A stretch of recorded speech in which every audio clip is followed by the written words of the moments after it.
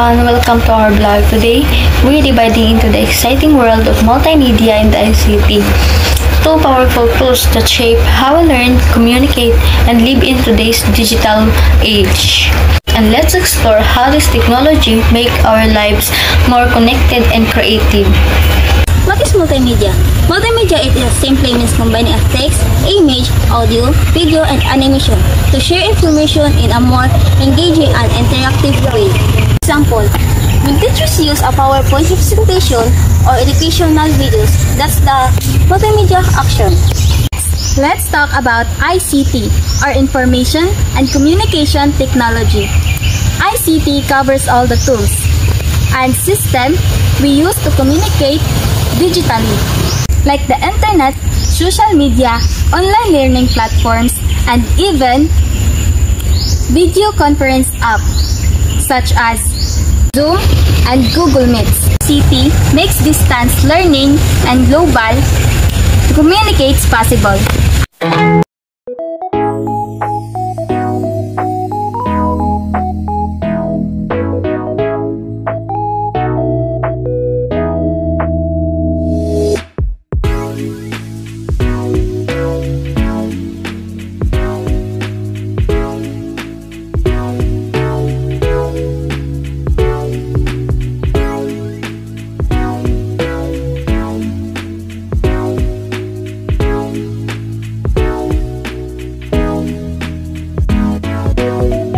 Together, multimedia and ICT help us to create, share, and connect more efficiently.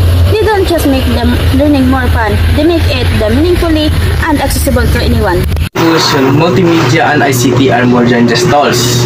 They are bridges that connect the people, idea, and opportunity across the world.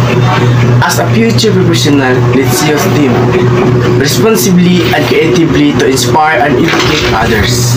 Thank you for watching. Don't forget to like, share, and subscribe. See you next time.